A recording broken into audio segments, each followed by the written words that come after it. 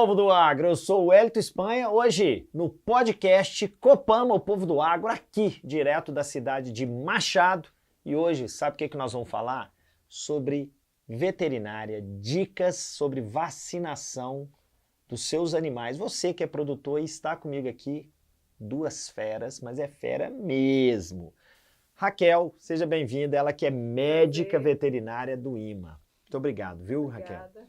E o nosso grande Nicanor, que é o cara responsável pelo nosso departamento de veterinária aqui da Copama. Seja bem-vindo, Nico. Obrigado, é um prazer mais uma vez estar aqui falando com vocês. Nico, eu vou quebrar um pouco o protocolo aqui, vou pedir você, como anfitrião, recebendo a Raquel aqui, que você faça essa introdução para nós, explicando para nós o que é a brucelose.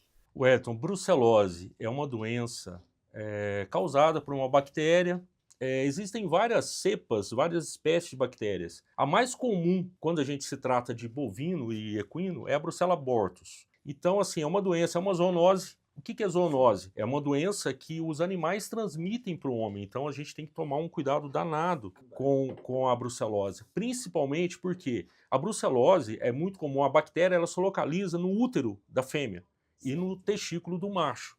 Então, o que acontece muito nas propriedades? Nas pequenas, nas médias, nas grandes fazendas. Normalmente, o funcionário, às vezes, vai ajudar uma vaca a fazer um parto distóxico, um parto que vai ter que ajudar a tirar o bezerro. E muitas vezes ele vai sem luva.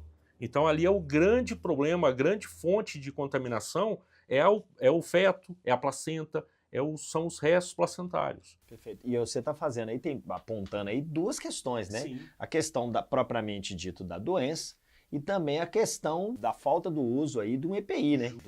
Do profissional. Justamente. Então, e a gente vê muitas vezes até colegas, até veterinários que muitas vezes não utilizam uma luva. Então, isso é de extrema importância. Então, o funcionário ele tem que ser muito bem treinado para isso. Porque às vezes ele não usa pelo fato dele não conhecer o problema, dele não saber de onde que é transmitida a doença, principalmente a brucelose, que é naqueles restos placentários, no feto, naquele líquido ali do parto, né? Vai ajudar a fazer o parto, muitas vezes vai sem luva. Né? Então isso é muito perigoso. Nicanor, segura um pouquinho que eu quero escutar nossa médica veterinária. Raquel, seja muitíssimo bem-vindo mais uma vez, tá? Obrigada pelo convite. E olha, eu quero que você conta para nós. Eu vou sair aqui primeiro assim. Você é médico veterinário do IMA. Conta um pouquinho sobre o IMA. Você está aqui, né, sediado em Machado. Sim. E eu sei que você cobre aí uma região. Explica um pouco o papel do IMA. Fala um pouquinho para nós. Então, o IMA ele tem um papel orientativo, educativo com relação à brucelose e outras doenças.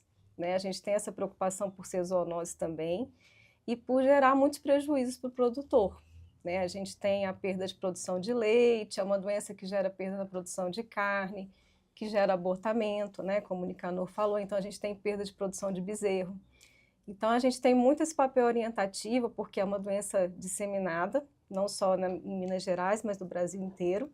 A gente tem essa doença acontecendo de forma muito frequente, e a gente tem esse papel orientativo tentando reduzir o número de casos, né, tentando prevenir a doença e batendo muito na tecla da vacinação, que é a principal forma de prevenção. E já que você tocou na vacinação, a vacina da brucelose, ela tem que ser ministrada quando? São duas vacinas disponíveis no mercado hoje. Né? A gente tem uma vacina chamada B19, que ela é aplicada em fêmeas, apenas as fêmeas recebem a vacina, e elas têm que ter essa faixa etária de 3 a 8 meses. Machos não vacinam, porque a vacina ela gera infertilidade nos machos. Olha só. Então é uma vacina que ela tem esse potencial patogênico nos machos. Fêmeas prens não vacinam porque podem abortar. Né? Então isso é importante, né? A gente orienta o produtor também com relação a isso. A outra vacina que a gente tem disponível no mercado, ela chama RB51, é uma vacina que pode ser aplicada em qualquer idade nas fêmeas. Então, não vacinou de 3 a 8 meses, tem a opção da RB51, que é uma vacina que também não é aplicada em machos, nem em fêmeas prens. Como é que é esse tratamento com os machos? Como que é o cuidado, então? Os machos, o potencial de transmissão dos machos é um pouco menor, porque a monta natural não transmite, tem um potencial de transmissão muito baixo. Então, ele existe, mas com baixa probabilidade. Baixo, apesar da gente saber que o sêmen pode ter a bactéria. Mas as fêmeas, elas acabam tendo um potencial de transmissão maior porque elas eliminam restos placentários, fetos abortados, o leite, né, as descargas uterinas. E vale lembrar, né, que a RB51 ela também pode ser aplicada nas fêmeas de 3 a 8 meses. Sim.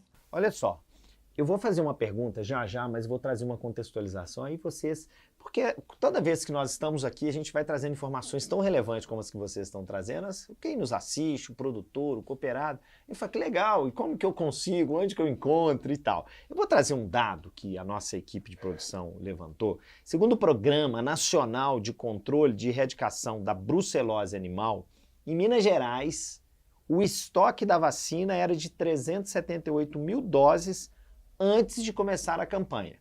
Então depois eu queria que vocês falassem como que foi essa campanha, como está sendo essa campanha. Essas doses estão espalhadas por 650 estabelecimentos de venda em 400 municípios de Minas Gerais.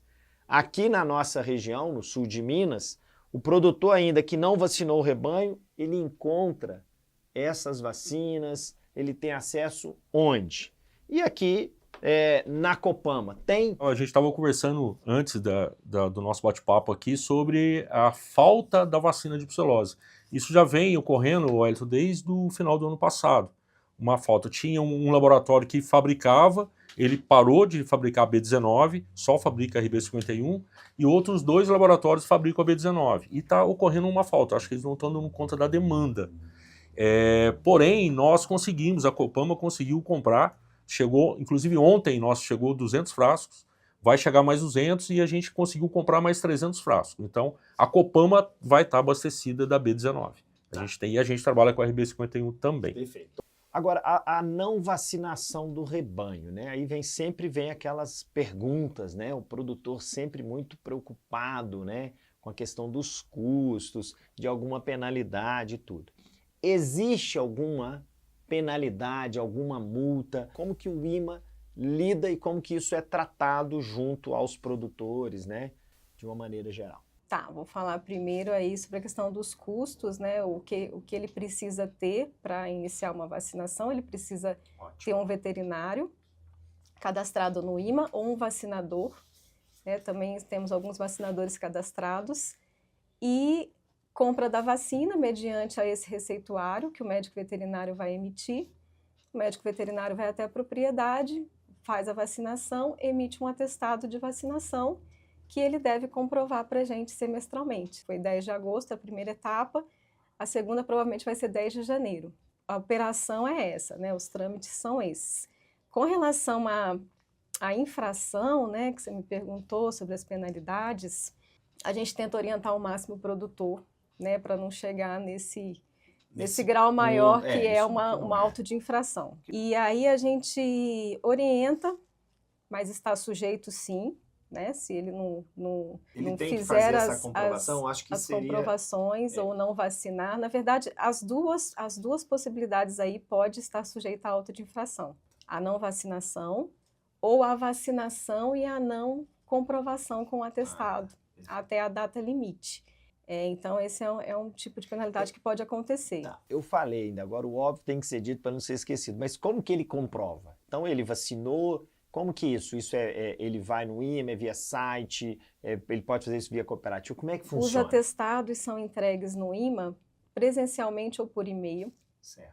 Alguns produtores por e-mail. Alguns municípios também trabalham com sindicatos, né? A gente atende Poço Fundo, Paraguaçu tem sindicato. Aqui em Machado é comum ir no IMA mesmo, porque a gente tem um escritório aqui. E aí ele entrega esse atestado do médico veterinário, ele recebe um recibo. Certo. Esse recibo é a comprovação que ele está em dia com as obrigações, né, com relação à vacinação. Caso ele não entregue, né, não faça vacinação ou não entregue o atestado, ele cai na lista de inadimplente, né, está devendo a vacinação. E aí ele fica impedido de emitir GTA, que é um documento que a gente emite para o produtor transitar com bovinos e bubalinos, né, para venda, para leilão, para reprodução. Além do que, as cooperativas exigem a vacinação. Então, se é um produtor de leite que entrega leite para uma cooperativa ou para uma indústria, e se ele está sem fazer vacinação, ele também não consegue fazer essa entrega do leite para ser industrializado. O que o produtor tem que entender, na minha opinião, é que essa cobrança do INMA é para o bem dele, é para o bem dos animais. Sim. É a mesma coisa de um policial te multar pelo fato de você não usar um cinto. Quer dizer, você tá recebendo uma multa por uma ação que você não está fazendo para a tua própria segurança. Perfeito, né? Então, eu acho que é uma correlação legal. Então, não é a questão do INMA ir lá e multar e fiscalizar à toa para arrecadar dinheiro, não é isso. É pensando no produtor, em quem vai tomar o leite, pensando no funcionário que pode pegar a doença, que é uma zoonose. A credibilidade da propriedade dele, né? Do processo, do negócio, né? Pecuário dele ali, né? Com a retirada da vacina de febre aftosa, a vacina de brucelose é a bola da vez, né? A gente quer ter um rebanho, né, vacinado, a gente tem um rebanho leiteiro, Minas Gerais tem um rebanho de produção de leite imenso, e a gente não pode negligenciar essa vacina, né? Inclusive, Raquel, tem até um projeto da fazenda zerada da brucelose, né? As livres, de né? ter livre a própria certificado, a fazenda ter um certificado de ser livre de brucelose. Então isso é importante, né? Quer dizer. Ô Nicanor, voltando para você aqui, como que é o índice, como está esse acompanhamento, a performance é boa, não é? Como que você pode trazer para nós em termos aí desse processo, desse cuidado aí, né, e dessa vacinação específica da brucelose? Aqui em Machado a gente sempre teve um índice muito bom de vacinação.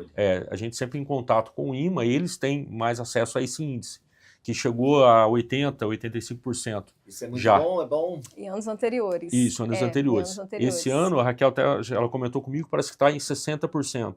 Eu acredito que até devido a um pouco essa falta da vacina que está ocorrendo no final do ano passado e esse ano também. Eu acho que isso também acaba impedindo um pouco o índice aumentar. Olha só, Raquel, Nicanor, vou passar para você, Nicanor, fazer as considerações finais antes de encerrar. Que mensagem que você pode ou, né, deseja aí passar para os nossos cooperados, para os produtores, né, para os pecuaristas?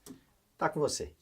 Falando de vacinação, na minha opinião, é a ferramenta mais barata que tem, porque a vacinação, independente, a gente está falando hoje de brucelose, mas existem N tipos de vacinas para N doenças, raiva, que é muito importante, a vacinação, doenças reprodutivas. A vacinação, ela é preventiva, ela não é curativa. E é o mais barato que tem. Então é muito mais barato o produtor prevenir do que tratar depois ou perder o animal por uma doença. Porque muita gente fala assim, eu nunca tive essa doença na propriedade, então não vou vacinar. Aí que ele deveria vacinar, que é justamente para ele não ter mesmo. Para continuar não tendo. Porque muitas doenças, quando o produtor não tem e quando ela instala na propriedade, ele perde muitos animais. Por exemplo, a clostridiose, a própria raiva. Então, quando não tem a vacinação e um animal pega, a disseminação pode ser altíssima. Eu já vi casos de perderem 20, 30 animais assim... Por um descuido. Por uma falha vacinal, não esqueceu de vacinar ou alguma coisa assim, e o prejuízo econômico é muito grande. Raquel, suas considerações, mais uma vez já agradecendo, obrigado aí pela sua participação e pelas informações. Obrigado pelo convite. Portas abertas. Eu me coloco à disposição, né, aos produtores que querem tirar suas dúvidas, né? A gente tem um escritório sediado aqui em Machado. A gente atende também em Poço Fundo, Carvalhópolis, Paraguaçu, que às vezes tem produtor que mora em Machado, mas tem propriedade em outro município. Isso é muito comum. Sim. Né? Então a gente atende 5 municípios, São João da Mata também. E o meu recado é manter as suas vacinações em dia, né? A melhor forma de prevenção. O Nicanor acabou de falar, né?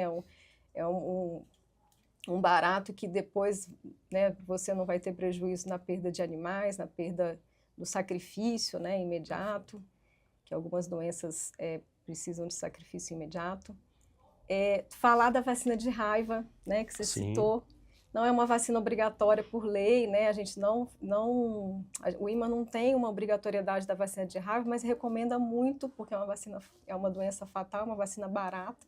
Mais uma vez preventiva. Zoonótica, né? A doença zoonótica também, e o sul de Minas tem tido alguns focos de raiva, né? Alguns produtores me perguntam se tem foco, não tem, vale a pena eu gastar com a vacinação? E eu falo sempre que sim. Eu já peguei muito caso de raiva aqui na região. O sul de Minas tem bastante, comparado com outros locais de Minas Gerais. E falar também, por último, da atualização cadastral do rebanho. Alguns produtores ainda não fizeram, ela é anual, né? Então ele pode fazer direto no IMA ou pelo portal do produtor, que é um site que ele tem senha, né, de acesso ao sistema do IMA, e ele consegue atualizar seu rebanho e consegue também comprovar a vacinação de raiva. E aí, dessa forma, os nossos dados ficam fidedignos também com relação ao cadastro desse produtor, né? Então, é importante fazer essa atualização. Então, fica a dica aí para o nosso produtor, para o nosso cooperado, de fazer essas atualizações cadastrais. E a atualização nada mais é do que constar o que nasceu, o que morreu, Sim. o que passou de faixa etária, é uma coisa bem simples, né? Não tem o porquê não fazer, né? E para o IMA é muito importante ter esses dados atualizados. Raquel, mais uma vez, muitíssimo obrigado, tá? Prazer Muito recebê-la obrigada aqui, pelo convite. tá? E volto sempre. Seja Obrigada. O povo do agro, estamos aqui finalizando mais um podcast Copama, o povo do agro. Fique com a gente, sempre coisa boa, hein?